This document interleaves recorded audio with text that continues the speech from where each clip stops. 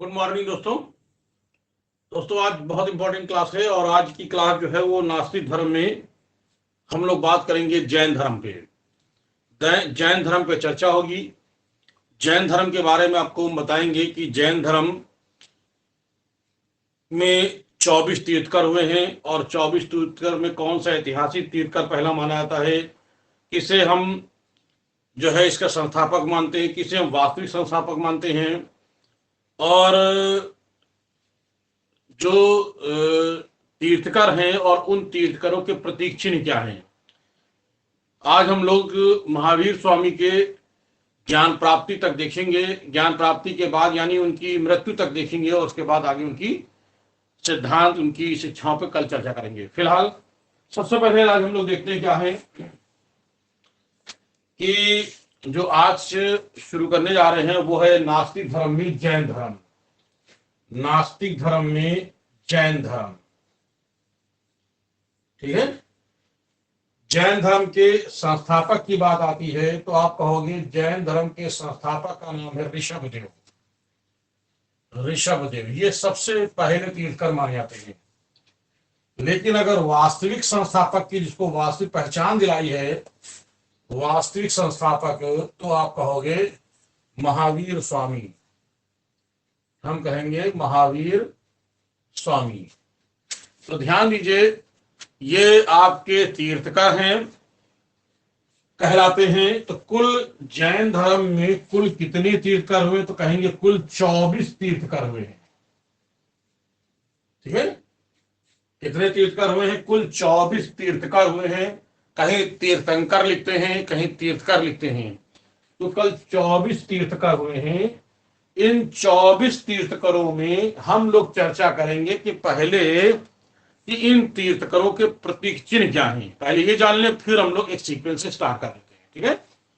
इसको आपको नोट कर लेना है, फटाफट ध्यान दीजिएगा। सबसे पहले तीर्थकर और उनके प्रतीक चिन्ह, ध्यान दीजिएगा। तीर्थकर और इनके प्रतीक चिन्ह। तो सबसे पहले तीर्थकर का नाम आता है ऋषभदेव। ध्यान दीजिएगा, सबसे पहले तीर्थकर का नाम आता है ऋषभदेव। नंबर 1 ऋषभदेव, मैंने ऊपर लिखा है। ऋषभदेव का प्रतीक चिन्ह क्या है, तो कहेंगे सांड। ऋषभदेव का प्रतीक चिन्ह क्या है? सांड। दूसरा है अजितनाथ। दूसरा है अजितनाथ। अजितनाथ। अजितनाथ का जो है आपका प्रतीक चिन्ह वो है हाथी। क्या है? हाथी। तीसरा कौन सा है? संभवनाथ। संभवनाथ का है घोड़ा। नोट करते चलिएगा, संभवनाथ का है घोड़ा। फिर इसके बाद है अभिनंदन नाथ। चौथा कौन है? अभिनंदन नाथ। अभिनंदन नाथ का क्या है? अभिनंदन नाथ का है कली। क्या है? कली। फिर पांचवा है संभवनाथ। हो गया संभवनाथ। फिर इसके बाद पांचवा कौन सा है? सुमति नाथ है। कौन है? सुमति नाथ। इनका है सारस, ठीक है। फिर प्रभुनाथ है। प्रभुनाथ है। इनका है कमल। क्या है? कमल। कमल कैसा कमल? लाल कमल। फिर सातवां है आपका सुपार्श्वनाथ।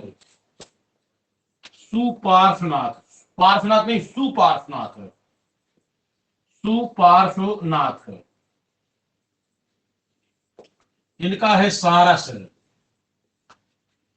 कर तो नहीं रहा है।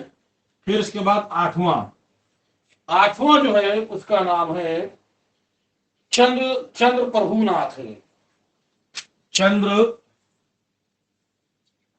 चंद्र प्रभुनाथ है। और इनका जो है चंद्र प्रभुनाथ का नाम है स्वास्तिक। इनका स्वास्तिक हो गया। सुपार्श्वनाथ, सुपार्श्वनाथ का था स्वास्तिक, सॉरी सुपार्श्वनाथ, सुमति का हो गया सारा, सुपार्श्वनाथ का है स्वास्तिक, ऊपर वाले का नाम था स्वास्तिक, सॉरी इसको सही कर ले। और चंद्र प्रभुनाथ का जो है, चंद्र प्रभुनाथ का है चांद, चांद। 9 नंबर, 9 नंबर में आप लिखेंगे किसका नाम, 9 नंबर में है शीतल सुविधिनाथ, सुविधिनाथ, सुविधिनाथ। और सुविधिनाथ का जो है वो है डॉल्फिन, मछली, डॉल्फिन। क्लियर हुआ। और 10वां क्या है ये भी देख लें। 10वां जो है नंबर 10 शीतलनाथ, शीतलनाथ, शीतलनाथ का वक्ष यानी सीना, वक्ष। ये पहले 10 देख ले कौन कौन से हैं। ऋषभ देव का सांव, अजितनाथ का हाथी, संभवनाथ का घोड़ा, अभिनंदन नाथ का कड़ी, सुमति नाथ का सारस, पदम प्रभुनाथ का लाल कमल, ठीक है, पार्श्वनाथ का स्वास्तिक, चंद्र प्रभुनाथ का चांद, सुविधिनाथ का डॉल्फिन और शीतलनाथ का वक्ष। ये 10 हो गए। अब आइए हम आगे बढ़ते हैं इसके आगे। ये 10 आप इसको नोट कर लेंगे और इसी में से कभी कभी बीच बीच में पूछ लेते हैं, थोड़ा पढ़ा रहेगा तो कॉन्सेप्ट दिमाग में रहेगा। इसके बाद 11, 11, 11 नंबर पे कौन है, वो है श्रेयांश नाथ, श्रेयांश नाथ, श्रेयांश नाथ। इनका जो है श्रेयांश नाथ का जो है गेंडा, गेंडा। 12 है वजु पूजनाथ, कौन है, 12 में है वसु पूजनाथ, वसु पूजनाथ। इनका है भैंसा, इनका प्रतीक चिन्ह क्या है, भैंसा। विमलनाथ, विमलनाथ, विमलनाथ का है सूकर, सुअर। 14 है आपका अनंतनाथ, अनंतनाथ, बाज पक्षी। 15, 15 में है आपका धर्मनाथ, धर्मनाथ। इनका है वज्र। 16, 16 में होंगे आपके शांतिनाथ। ये क्वेश्चन आ चुका है, शांतिनाथ। इसका है सींगदार हिरण, सींगदार हिरण। 17 सींगदार हिरण। 17 है आपका कुंथुनाथ, कुंथुनाथ। अज्र, क्या है, अज्र। उसके बाद है अरहनाथ। 18 अरहनाथ। इसका है, अरहनाथ का है मत्स्य, मछली। इसके बाद ये हो गया आपके 18। अभी और बताते हैं कि श्रेयांश नाथ का गेंडा, एक बार फिर से देख लें। वजु पूजनाथ का भैंसा, विमलनाथ का शूकर, अनंतनाथ का वाज पक्षी, धर्मनाथ का वज्र, शांतिनाथ का सींगदार हिरण, कुंथुनाथ का अज्र और अरहनाथ का मत्स्य। ये है अज्र, नहीं अज, खाली अज है ये, ठीक है। तो ये है आपका कितना, 18। चलिए इसके बाद 19,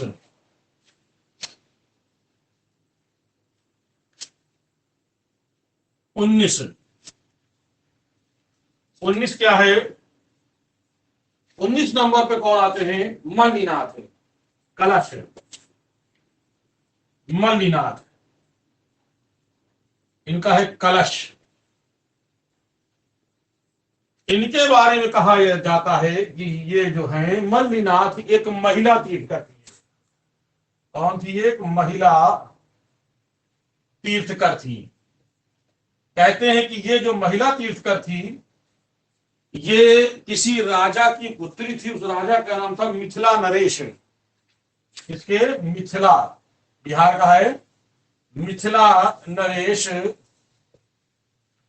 की पुत्री थी ये महिला तीर्थकर। याद रखिएगा, ये मिथिला नरेश की पुत्री थी मल्लिनाथ, जिनका था कलश। किसका दाता है? 19 नंबर पर। 20 नंबर पर सुब्रतनाथ है, कच्छप, सुब्रतनाथ, इनका है कच्छप। ठीक है। 21 नंबर पे है आपकी नेमिनाथ, नीलकमल, नेमिनाथ, नीलकमल। फिर उसके बाद 22 नंबर पे है आपके अरिष्टनेमी, शंख, अरिष्टनेमी, शंख। 23 पार्श्वनाथ, पार्श्वनाथ का जो है वो है सर्प। क्या है? सर्प। और 24 है आपके महावीर स्वामी, महावीर स्वामी, इनका है सिंह। सापनाथ का क्या है?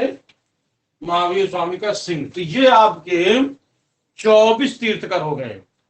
अब इन 24 तीर्थकर में अक्सर कहीं पूछा, एक बार 16वां तीर्थकर पूछा गया शांतिनाथ का क्या है? सींगदार हिरण। तो ऐसे में पूछ सकते हैं कि कौन सा तीर्थकर है। कौन कौन इस समय है? चलिए, रानी नहीं आज। तो ये है आपके कुल 24 तीर्थकर। अब आइए हम लोग आगे बात करते हैं कि इस तीर्थकर के बाद हम लोग अब चर्चा करते हैं डिटेल में। समझिएगा मेरी बात को, है ना। देखते हैं।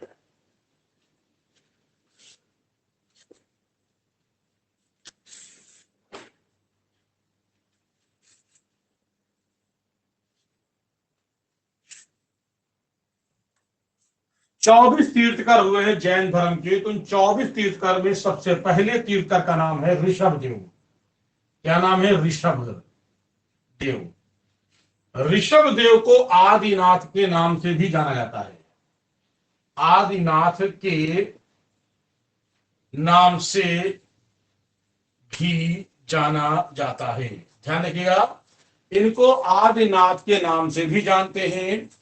ऋषभ देव का उल्लेख ऋग्वेद में,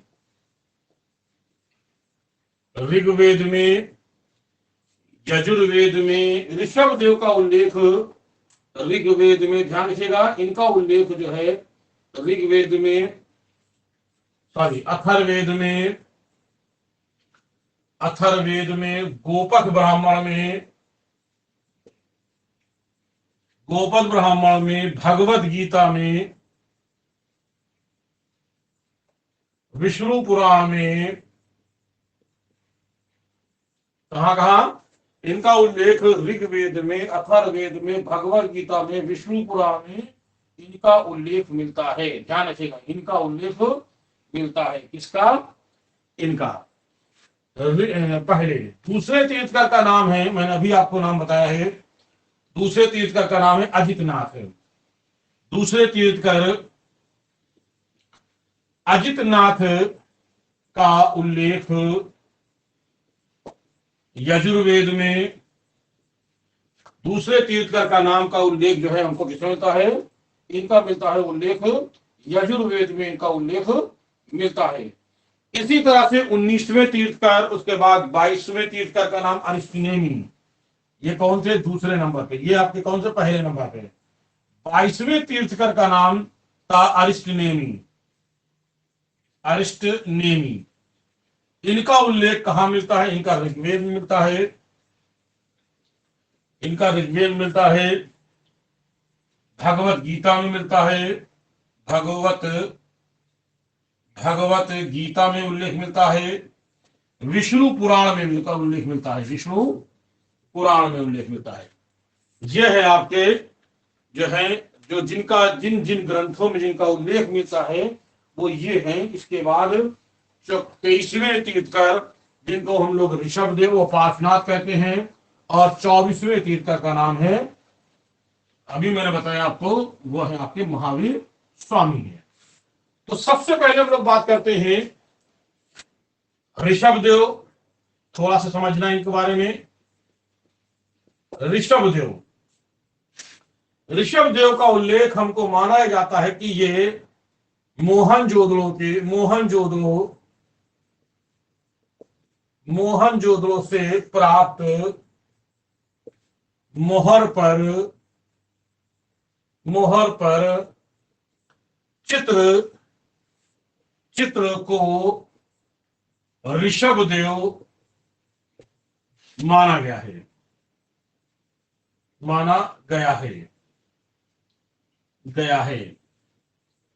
ठीक है, लेकिन वास्तविकता यह है कि ये इक्ष्वाकु वंश के थे। इक्ष्वाकु वंश ये कहां है? अयोध्या में। इक्ष्वाकु वंश के थे। जब ये बड़े हुए, इक्ष्वाकु वंश के थे, जब ये बड़े हुए तो इन्होंने कैलाश पर्वत पर कठोर तपस्या की। किस पर की? कैलाश पर्वत पर इन्होंने जाकर के कठोर तपस्या की। ध्यान रखिएगा, कैलाश पर्वत पर इन्होंने कठोर तपस्या की और इसके बाद यहीं से इनको ज्ञान की प्राप्ति हुई। कठोर कैलाश पर्वत पर तपस्या की थी, तब इन्हें ज्ञान की प्राप्ति हुई। ये उल्लेख हमको अभी मैंने बताया ऋग्वेद में, और बाकी कुछ ग्रंथों में जो मैंने ऊपर के नाम बताए उनमें उल्लेख मिलता है। लेकिन वास्तविकता है कि इनको ऐतिहासिक तीर्थकर नहीं माना जाता है। जिस तीर्थकर को ऐतिहासिक तीर्थकर माना जाता है उस तीर्थकर का नाम है पार्श्वनाथ। ध्यान दीजिएगा, जिस ऐतिहासिक तीर्थकर को माना जाता है उस तीर्थकर का नाम है पार्श्वनाथ। तो अगर क्वेश्चन आता है कि पहला जैनों में पहला तीर्थकर कौन, ऐतिहासिक तीर्थकर कौन है, तो याद रखिएगा पहला ऐतिहासिक तीर्थकर का नाम है पार्श्वनाथ। क्या नाम है? पार्श्वनाथ। पार्श्वनाथ जो थे ये एक वाराणसी के राजा के पुत्र थे। किसके थे? वाराणसी के राजा के पुत्र थे। और ध्यान दीजिएगा, वाराणसी के राजा के पुत्र थे, और उसके इनके पिता का नाम और माता का नाम, इनके पिता का नाम था अश्वसेन जो वाराणसी के राजा थे। इनकी माता का नाम था वामा। ये इनके पिता और ये इनकी माता थे पार्श्वनाथ ये। और ये पहले ऐतिहासिक तीर्थकर माने जाते हैं। ये क्या हुआ कि ये अपने जो ये क्या नाम है पार्श्वनाथ थे, पार्श्वनाथ ने जब ये कुछ बड़े हुए तो एकांत में रहते थे, और इन्होंने ज्ञान की प्राप्ति करने के लिए ये घर इन्होंने त्याग दिया था। कितने वर्ष की आयु में? 30 वर्ष की आयु में इन्होंने ग्रह त्याग दिया। 30 वर्ष की आयु में इन्होंने ग्रह त्याग दिया, और फिर ये चले गए सम्य पर्वत पर। कहां चले गए? सम्य पर्वत पर चले गए। जब सम्य पर्वत पे गए तो सम्य पर्वत है कहां? ये है बंगाल में। कहां है? सम्य पर्वत पर कठोर तपस्या की। इन्होंने सम्य पर्वत पर कठोर तपस्या की और तब इन्हें कितने दिन की तपस्या की, तब कठोर तपस्या की 83 दिन तक की, 83 दिन तक। 84वें दिन, 84वें दिन पार्श्वनाथ को ज्ञान की प्राप्ति हुई, ज्ञान की प्राप्ति हुई। ये ध्यान दीजिएगा, यानी कहां इनको मिली थी, इनको मिला था ज्ञान सम्य पर्वत पर, पार्श और ऋषभ देव को कहां मिली थी, कैलाश पर्वत पे। तो ध्यान रखिएगा, इनको सम्य पर्वत पर 84वें दिन इनको ज्ञान की प्राप्ति हुई, अर्थात मोक्ष की प्राप्ति हुई थी। ध्यान दीजिए, अर्थात पार्श्वनाथ का मतलब ज्ञान का मतलब था मोक्ष। इसकी प्राप्ति, मोक्ष की प्राप्ति हुई। चलिए आगे बढ़ते इसी में। इसके बाद जो ये आपके पार्श्वनाथ थे, पार्श्वनाथ के अनुयायी कहलाते थे निर्ग्रंथ। पार्श्वनाथ के अनुयायी कहलाते थे निर्ग्रंथ। क्या कहते थे, निर्ग्रंथ। ठीक है, ध्यान दीजिएगा, इनके अनुयायी कहलाते थे निर्ग्रंथ। पार्श्वनाथ के जो अनुयायी होते वो निर्ग्रंथ कहलाते थे। ठीक है, और सबसे पहले जो अनुयायी थे इन्हीं के माता पिता थे, इनके प्रथम अनुयायी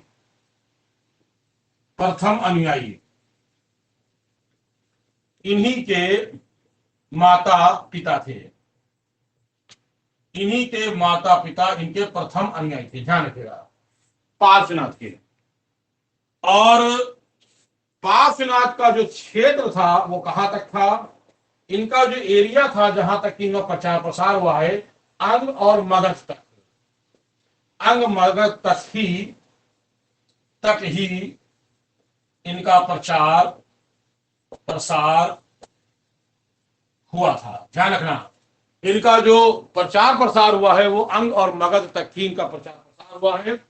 इनके अनुयायी निर्ग्रंथ कहलाते थे। ध्यान रखिएगा, इसमें गलती मत करिएगा, इनके अनुयायी जो है निर्ग्रंथ कहलाते थे। ठीक है, और इनकी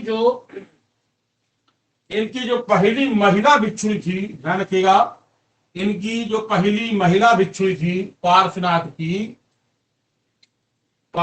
की पहली प्रथम महिला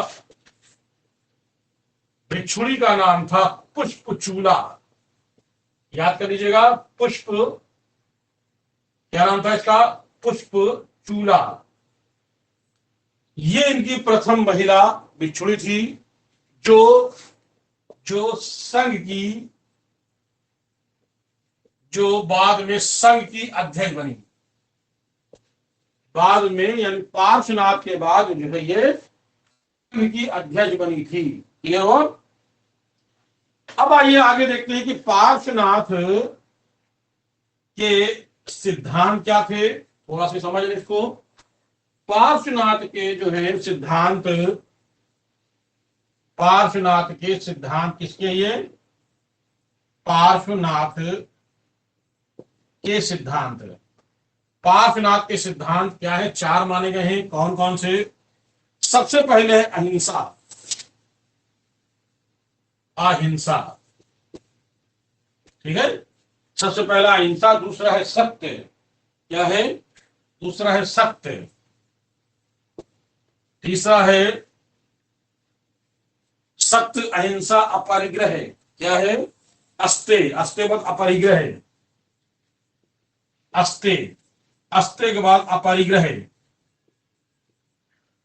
ये चार है। अब इनके चारों के बारे में सिद्धांत अभी हम नहीं बताएंगे। महावीर गोस्वामी में जब हम आपको पांचवा जोड़कर बताएंगे तो पूरी डिटेल बताएंगे। फिलहाल अहिंसा मतलब हिंसा नहीं करनी चाहिए, सत्य यानी हमेशा सत्य बोलना चाहिए, अस्ते मतलब चोरी नहीं करना चाहिए, और अपरिग्रह मतलब धन एकत्र नहीं करना चाहिए। महावीर स्वामी ने पांचवा सिद्धांत जोड़ा है। वो क्या जोड़ा था वो मैं आपको बाद में बताऊंगा। ठीक है, तो फिलहाल ये आपका हो गया पार्श्वनाथ से संबंधित जानकारी। अब आइए हम लोग चलते हैं महावीर स्वामी के बारे में जानकारी लेते हैं। ठीक है, यहां से शुरू होता है महावीर स्वामी।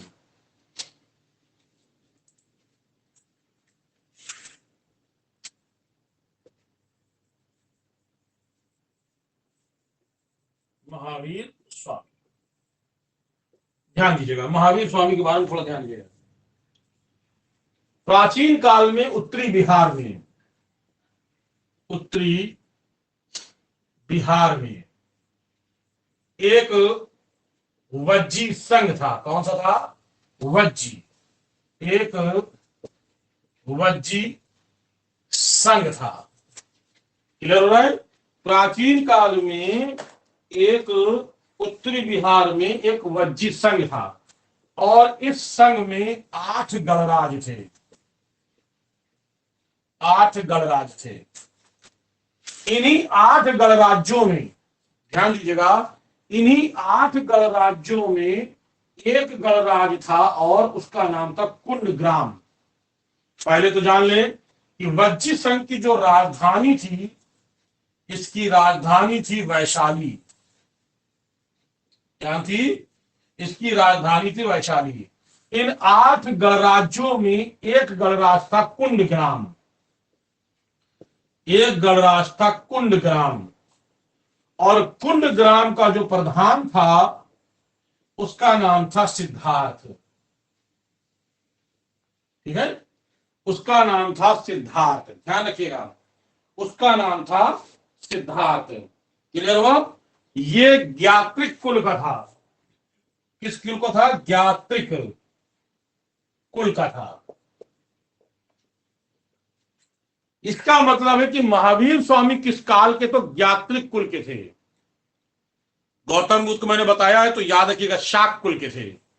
ये किसके हैं? ज्ञात्रिक कुल का था ये सिद्धार्थ। इसकी जो पत्नी थी, सिद्धार्थ की पत्नी, ठीक है, ये लिच्छवी राजकुमारी थी। कौन थी? लिच्छवी राजकुमारी थी। और उस लिच्छवी राजकुमारी का नाम था त्रिशला। उस लिच्छवी राजकुमारी का नाम था त्रिशला।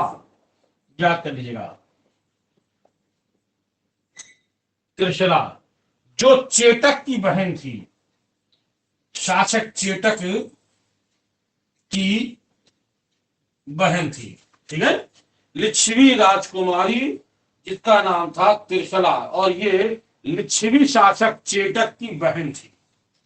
इसका मतलब है कि सिद्धार्थ जो है वो महावीर स्वामी के, महावीर स्वामी के ये पिता थे और त्रिशला जो थी ये महावीर स्वामी की माता थी।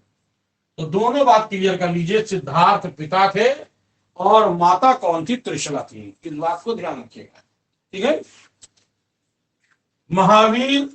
सिद्धार्थ जो थे वो पार्श्वनाथ के अनुयायी थे। सिद्धार्थ के माता पिता जो थे वो किसके अनुयायी थे? वो याद रखिएगा, वो किसके अनुयायी थे? तो आप याद रखिएगा, वो अनुयायी किसके थे? वो पार्श्वनाथ के अनुयायी थे, सिद्धार्थ और त्रिशला। फिलहाल महावीर स्वामी का जो जन्म हुआ था 540 ईसा पूर्व में, ध्यान दीजिएगा, 540 ईसा पूर्व में इनका जन्म वैशाली के निकट किसमें हुआ था? कुंडग्राम में हुआ था। क्लियर है?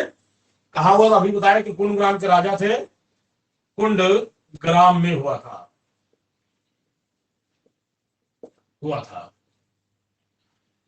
कुंडग्राम में 540 ईसा पूर्व में इनका जन्म हुआ था। महावीर स्वामी गोत्र क्या था? मैंने अभी आपको बताया कि इनका कुल क्या था और इनका गोत्र क्या था। ध्यान रखिएगा, इनका जो गोत्र था, और पहले इनका गोत्र देख लें। इनका गोत्र जो था वो कश्यप गोत्र के थे, जबकि गौतम जो थे वो, यानी बुद्ध जो थे वो गौतम गोत्र के थे। समझ आ रहा? मैंने कहा कि गोत्र इनका कश्यप था, जबकि बुद्ध का जो गोत्र था वो गौतम था।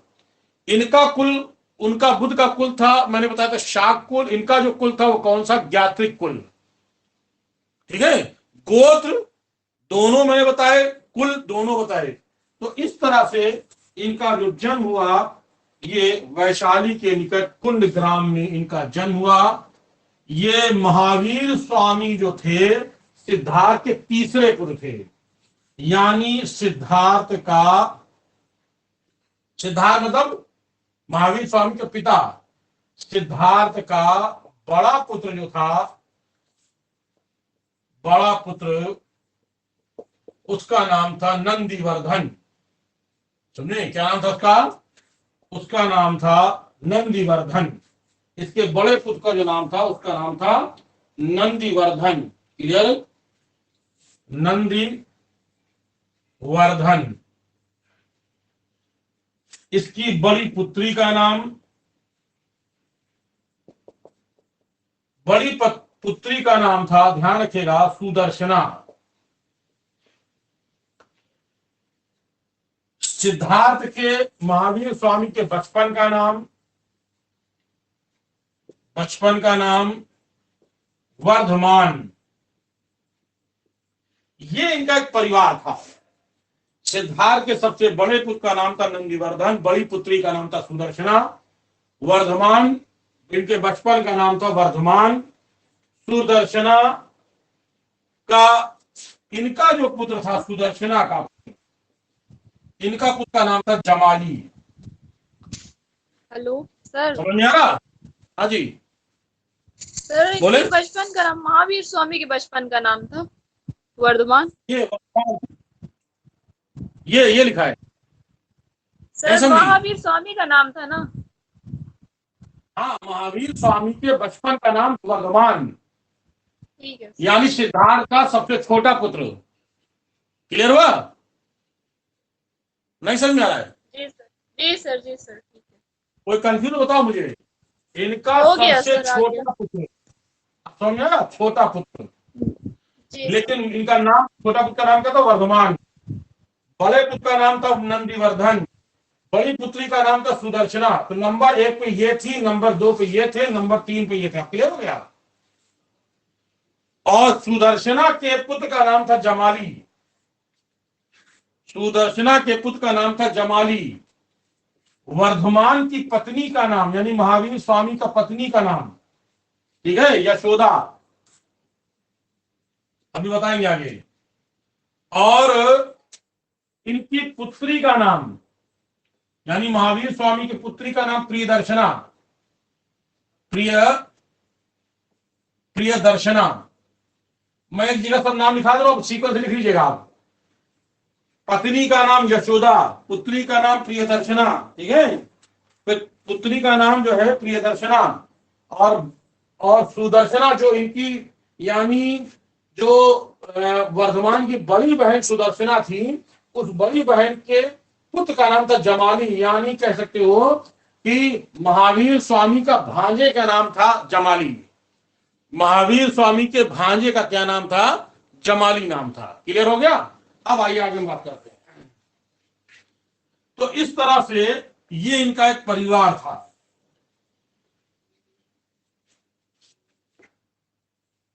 महावीर स्वामी भी बचपन से अकेले रहना ही पसंद करते थे।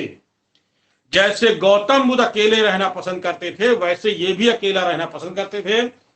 इनके बारे में ये कहा जाता है कि जो वर्धमान थे, यानी वर्धमान बचपन का नाम था, इनके बारे में भी कहा जाता है कि इनके बारे में भविष्यवाणी की थी, एक बड़े होकर चक्रवर्ती सम्राट बनेंगे, या एक जो है सन्यासी होंगे।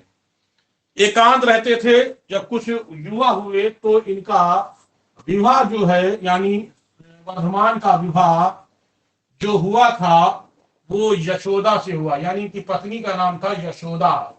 और यशोदा किस गोत्र की थी? कुंडिन गोत्र की थी।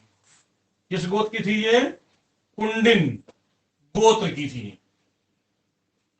कुंडिन गोत्र की ये यशोदा थी। ध्यान रखिएगा, क्वेश्चन पूछ सकते हैं। यशोदा जो थी कुंडिन गोत्र की थी, बिल्कुल सही है। इससे यशोदा से एक पुत्री हुई। इनकी पुत्री का नाम था प्रियदर्शना, भी मैंने बताया है, प्रियदर्शना। और प्रियदर्शना का जो विवाह हुआ था इनका विवाह हुआ था भांजे से हुआ था, भांजे का नाम था जमाली। ठीक है, जमाली। इनके भांजे का नाम था जमाली, याद रखिएगा, इनके भांजे का नाम था जमाली। तो इस तरह से प्रियदर्शना का विवाह जो हुआ था वो जमाली से हुआ था। क्लियर हो गया। अब ये महावीर स्वामी, यानी महावीर स्वामी नहीं कहेंगे, अभी वर्धमान ही कहेंगे, वर्धमान। ध्यान रखिएगा, अक्सर ये एकांत में रहते थे, इनको एकांत रहना पसंद था, इनको जो है ये संसारिक माया मोह में इनका ध्यान नहीं लगता था। तो एक दिन इन्होंने अपने बड़े भाई नंदीवर्धन से आज्ञा लेकर के उन्होंने घर त्यागने का निर्णय किया।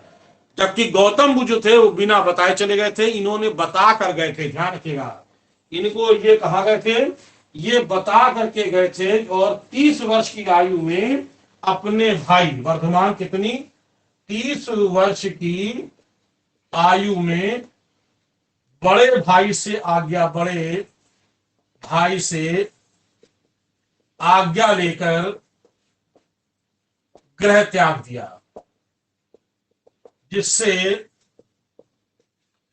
ज्ञान की या मोक्ष की प्राप्ति हो सके। समझ रहे, इन्होंने 30 वर्ष की आयु में इन्होंने घर त्याग दिया, और त्यागने के बाद सबसे पहले ये वर्धमान पहुंचे कहां, यानी वैशाली से निकल करके, यानी वैशाली में थे ये, पुण्यग्राम कहां था, वैशाली में था। वैशाली से निकल करके ये आए मगध, मगध की राजधानी, मगध की राजधानी जिसका नाम था राजगृह। गौतम बुद्ध भी जब आए थे घर छोड़ करके, तो कपिल वस्तु से निकल करके सबसे पहले जिस स्थान पर पहुंचे थे वो भी राजगृह ही था। ठीक है, तो ये भी मगध की राजधानी राजगृह पहुंचे। राजगृह में इन्होंने कहां पर, वही विपुलचल पहाड़ी पर, विपुलचल पहाड़ी पर कठोर तपस्या की, कठोर तपस्या की। ठीक है, तपस्या की, यानी इन्होंने 1 वर्ष 1 महीना, यानी कुल कह सकते 13 महीना बहुत कठोर तपस्या की। इतनी कठोर तपस्या की कि इनको ध्यान ही नहीं रहा कि उनके शरीर के जो कपड़े थे वो गल के वो झड़ गए थे। उनकी इतनी तपस्या की कि 13 महीने में उनके जो कपड़े शरीर पर थे वो पूरे गल के झड़ गए, यानी वो पूर्णतया नग्न हो गए। महावीर स्वामी 13 महीने के बाद वो पूर्णतया नग्न रहने लगे। यानी 1 वर्ष 1 महीने के बाद, महावीर नहीं कहेंगे, अभी वर्धमान कहेंगे, वर्तमान नग्न रहने लगे। ये 1 महीना, 1 वर्ष 1 महीने के बाद ये पूर्णतया नग्न रहने लगे। और इस तरह से इनकी इस कठोर तपस्या का उल्लेख, ध्यान देना, महावीर स्वामी का क्या कहना है, महावीर नहीं कहेंगे, वर्धमान कहेंगे, बाद में महावीर हो जाएंगे। इनका, इन्होंने जो कठोर तपस्या की, कठोर तपस्या का उल्लेख आचारांग सूत्र में मिलता है। आचारांग सूत्र, ध्यान देना कि कौन सा मैंने कहा है, आचारांग सूत्र। समझा रहा आपको, आचारांग सूत्र। और एक और है कल्प सूत्र। कठोर तपस्या का उल्लेख आचारांग सूत्र और कल्प सूत्र में मिलता है। ये याद रखिएगा, महावीर स्वामी के इस कठोर तपस्या का उल्लेख, फिर ध्यान दीजिए, मैं बार बार रिपीट कर रहा हूं, आचारांग सूत्र और कल्प सूत्र नामक ग्रंथ में इनकी इस कठोर तपस्या का उल्लेख मिलता है। ध्यान रखिएगा। फिर ये पहुंचे राजगृह से, पहुंचे नालंदा। राजगृह से पहुंचे नालंदा। नालंदा में इनकी भेंट हुई,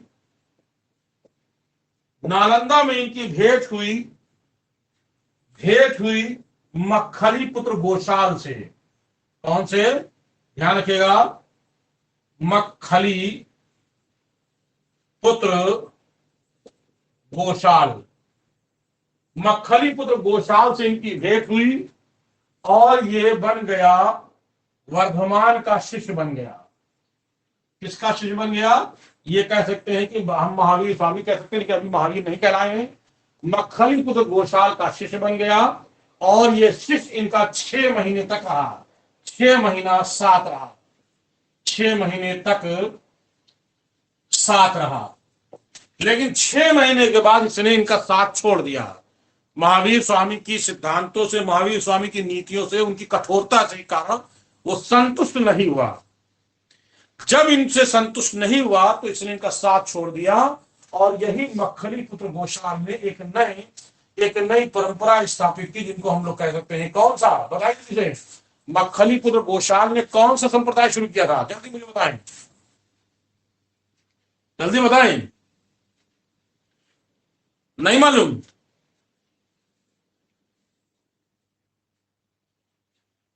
बिल्कुल सही।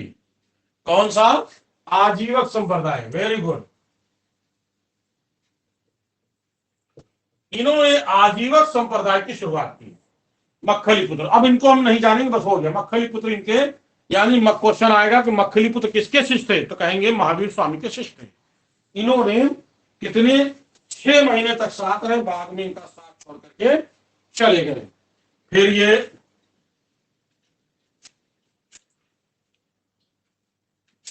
राजगृह से मैंने बताया नालंदा पहुंचे थे। नालंदा के एक गांव पहुंचे जिनका नाम था जुम्भिक ग्राम। जुम्भिक ग्राम, जुम्भिक ग्राम पहुंचे और जुम्भिक ग्राम में साल के वृक्ष के नीचे, कौन सी नदी? ऋजुपालिका नदी।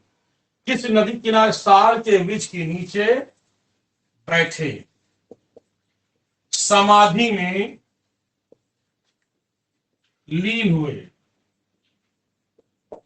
लेकिन जुम्भिक ग्राम के नीचे वो नदी कौन थी, या जिस नदी किनारे ये बैठे थे, ठीक है, जिस नदी किनारे बैठे थे उस नदी का नाम अभी मैंने बताया ऋजुपालिका। कौन सी है? ऋजुपालिका। ऋजुपालिका नदी के किनारे समाधि में लीन हुए। कितने वर्ष तपस्या की? 12 वर्ष तक की। इन्होंने अब तपस्या 12 वर्ष तक की थी। ध्यान दीजिएगा, कठोर तपस्या। महावीर स्वामी का कहना था कि ज्ञान की प्राप्ति कठोर तपस्या से हो सकती है, जिसका उल्लेख आचारांग सूत्र और मैंने अभी बताया कल्प सूत्र में इसका उल्लेख मिलता भी है। लेकिन गौतम बुद्ध कहते थे नहीं, ज्ञान की प्राप्ति जो कठोर तपस्या से नहीं बल्कि मध्यम मार्ग से मिल सकती है। 6 वर्ष तक कठोर तपस्या की थी गौतम बुद्ध ने, लेकिन गौतम बुद्ध को ज्ञान प्राप्ति नहीं हुई। तब उन्होंने फिर से मध्यम मार्ग अपनाया और 7 दिन 7 रात बाद 8वीं रात को बुद्ध को ज्ञान की प्राप्ति हुई। तो उन्होंने गौतम बुद्ध ने कहा मध्यम मार्ग, बहुत ना तो बहुत कठोर ना तो बहुत तरल, यानी ना बहुत आसान। लेकिन महावीर का कहना था कि 12 वर्ष तक की कठोर तपस्या की मैंने, यानी जब कठोर तपस्या करोगे तभी आपको कुछ की प्राप्ति होगी, अन्यथा कुछ प्राप्त नहीं हो सकता है। इसका उल्लेख मैंने आपको आचारांग सूत्र और मैंने कल्प सूत्र में इसका उल्लेख किया है। लगे रहे 12 वर्ष बाद वर्धमान को, ध्यान देना, 12 वर्ष बाद वर्धमान को प्राप्त हुई क्या? कैवल्य। कैवल का मतलब होता है ज्ञान। कैवल की प्राप्ति हुई, की प्राप्ति हुई। कैवल की प्राप्ति होने के कारण वर्धमान जो है वो कहलाए केवलिन कहलाए। क्या कहलाए? केवलिन कहलाए। इंद्रियों को वश में करने के कारण जिन कहलाए। ठीक, क्या लिखेंगे? वर्धमान ने इसको अपने वश में कर लिया, इंद्रियों को वश में करने के कारण ये कहलाए, जिन कहलाए। जिन, इंद्रिय मतलब होता है कि शरीर के अंग, हमने अपने शरीर के हर अंगों को अपने वश में कर लिया, होते ना, तो ये है आपके इंद्रियों के वश करने के कारण कहलाए क्या? ये कहलाए जिन कहलाए। अतुल पराक्रम करने के कारण, क्या मैंने लिखा है? अतुल पराक्रम करने के कारण ये महावीर कहलाए। अतुल पराक्रम करने के कारण ये महावीर कहलाए। और बाद में ये लोगों ने इनको स्वामी लगा दिया, जिसके कारण ये महावीर स्वामी के नाम से जाने गए। इसके अतिरिक्त मैं इसको डिलीट करता हूं थोड़ा से। इसके अतिरिक्त यानी कौन कौन सी? एक तो ये कहलाए क्या? केवलिन कहलाए, जिन कहलाए, महावीर कहलाए, यानी महावीर के बाद स्वामी लगा देंगे, महावीर स्वामी कहलाए। और यहां तक कि इनको ध्यान दीजिएगा, महावीर स्वामी को अतिवीर, क्या कहा गया? इनको अतिवीर। इसके अलावा इनको सन्मति, क्या कहते हैं? इनको सन्मति भी कहते हैं। इनको अतिवीर सन्मति भी के नाम से जानते हैं। लेकिन बौद्ध ग्रंथों में इनको क्या कहा गया है? महावीर स्वामी को, इसमें बौद्ध ग्रंथों में इनको कहा गया है क्या? बौद्ध ग्रंथों में इनको कहा गया निगंठ नाथ पुत्र। निगंठ नाथ पुत्र, इनको निगंठ नाथ पुत्र के नाम से भी जाना जाता है। क्लियर हुआ? इनको निगंठ नाथ पुत्र के नाम से भी जानते हैं। तो चलिए आगे जल्दी फटाफट हम लोग बढ़ते हैं। महावीर स्वामी के इनका जो एक शिष्य बन गया था, जिसका नाम था जमाली। जमाली इनका शिष्य बना था, जमाली। ठीक है। महावीर स्वामी ने उपदेश नालंदा में दिए। ये सब आपको सिद्धांत के समय बताएंगे। सीधे सीधे हम बात करते हैं कि महावीर स्वामी का एक शिष्य था जिसका नाम था जमाली। और जमाली जो इनका था शिष्य, ठीक है, इनका जो जमाली जो था वो शिष्य था, जो इनका दामाद भी था। और दामाद क्या कहते हैं? जो ये कौन था? दामाद था, दामाद। और दामाद जो शब्द यूज नहीं होता है, ये शब्द यूज नहीं होता, बल्कि जो शब्द यूज होता है वो होता है जमाता। कौन सा? जमाता। जमाता का मतलब होता है दामाद। ध्यान दीजिएगा, जमाता का मतलब होता है दामाद। तो इनके जीवन के काल में केवल प्राप्ति करने के, केवल मतलब ज्ञान, केवल का मतलब होता है ज्ञान, केवल प्राप्ति के 14वें वर्ष, कितने? 14वें वर्ष, केवल प्राप्ति के 14वें वर्ष में महावीर स्वामी व जमाली के बीच मतभेद पैदा हो गए। ठीक है। मतभेद का कारण क्या है ये भी जान लें थोड़ा से। ठीक है, मतभेद का कारण क्या है? मतभेद पैदा हो गए। मतभेद का कारण क्या है? मतभेद का कारण है क्रियमाणकृत। क्रियमाणकृत, ये क्या होता है? महावीर स्वामी के अनुसार क्रियमाणकृत क्या होता है? महावीर स्वामी के अनुसार कोई काम समाप्त होने से होने से पहले ही समाप्त हो जाता है। महावीर स्वामी कहना कोई काम शुरू होने से पहले ही वो समाप्त हो जाता है, यानी कोई काम समाप्त होने से पहले ही वो समाप्त हो जाता है। भैया ये क्या मतलब है, ये तो समझ में नहीं आई। तो इनका शिष्य कहता नहीं, जब कोई काम समाप्त हो जाएगा तभी समाप्त माना जाएगा। इनका कहना है कि समाप्त होने से पहले, यानी समाप्त नहीं हुआ लेकिन समाप्त हो जाएगा। ये क्या मतलब है ये भैया, क्या ये चीज थोड़ा यहीं पर इनका शिष्य कह रहा नहीं, कोई काम समाप्त होने के बाद ही समाप्त माना जाएगा, शिष्य कह रहा है।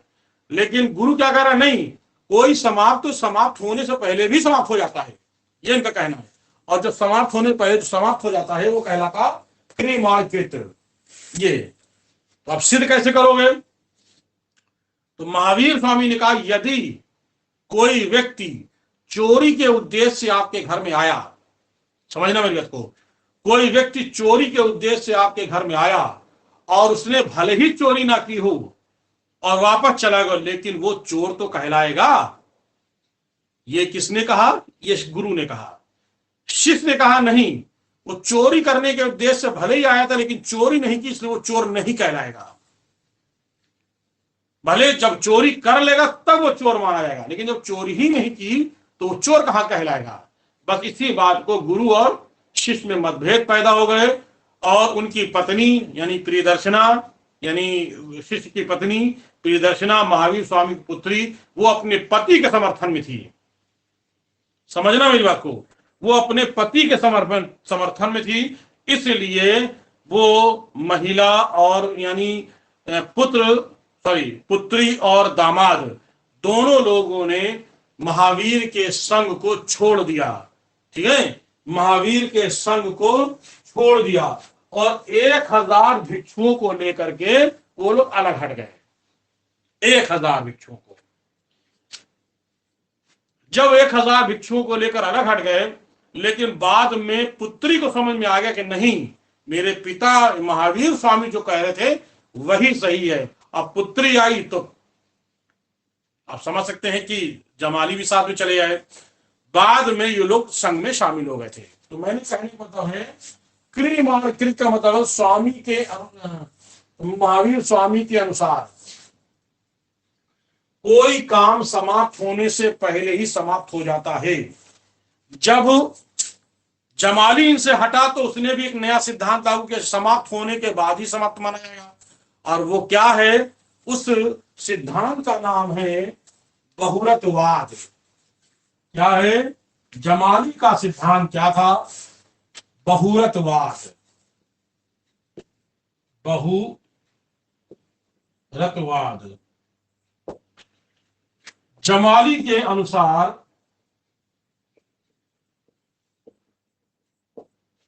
कोई कार्य समाप्त होने के बाद ही समाप्त माना जाएगा, जो मैं अभी आपको बताया। तो कोई कार्य समाप्त होने के बाद ही समाप्त माना जाएगा, उससे कहते हैं बहुरतवाद। ये किसका सिद्धांत था? ये जमाली का सिद्धांत था। खैर, बाद में जमाली ने भी जो है क्रियमाणकृत को अपना लिया और इस सिद्धांत को उन्होंने अलग कर दिया। इसके बाद महावीर स्वामी के एक और विरोधी था। महावीर स्वामी का एक और विरोधी, उसका नाम था तीसगुप्त।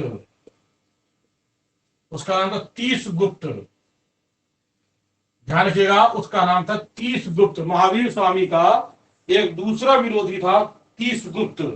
लेकिन बाद में ये भी जो है पुनः संघ में शामिल हो गया था। ठीक है, ये भी जो है बाद में संघ में शामिल हो गया था। तो चलिए आगे बढ़ते हैं, महावीर स्वामी की मृत्यु देख लेते हैं। महावीर स्वामी का जो जन्म हुआ था महावीर स्वामी का जो जन्म हुआ था वो 540 में हुआ था। 540 में हुआ था और ये 72 वर्ष की आयु में हुआ था। मतलब 72 वर्ष की आयु तक जीवित रहे। तो अब आप घटा लीजिए कितना बचेगा। 10 में से 2 गए, 8 बचा। एक अगर डेट याद रखें दूसरा को मिल जाएगा। यहां बचा 13, यहां बचा कितना 13, 13 में से कितना बचेगा 13, 7, 6, 13, 6 बचा और 4, यानी 468 ईसा पूर्व में महावीर स्वामी की हुई थी मृत्यु। 72 वर्ष की आयु में इनकी मृत्यु हुई थी। कहां मृत्यु हुई? तो आइए थोड़ा इसको देख लेते हैं। 72 वर्ष की आयु में राजगृह के समीप पावा। कहां पे इनकी जो मृत्यु हुई थी 468 ईसा पूर्व में पावा में। ध्यान देना, इनकी मृत्यु जो हुई थी वो कहां हुई थी? पावा में हुई थी। इस बात को ध्यान रखिएगा। जिसे जैन साहित्य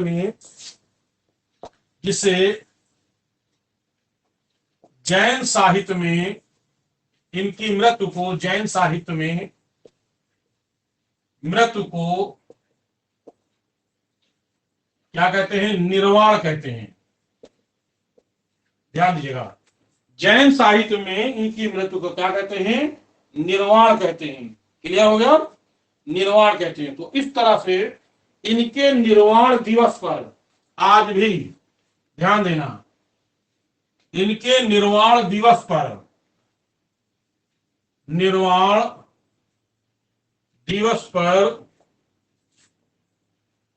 जैनी लोग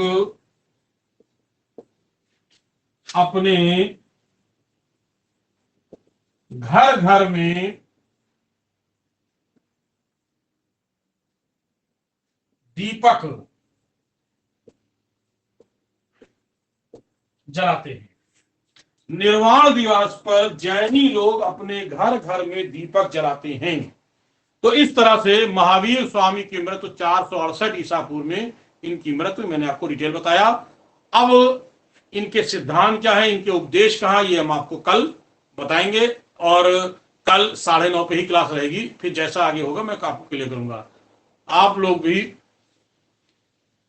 जय हिंद। आगे अभी काटिएगा नहीं।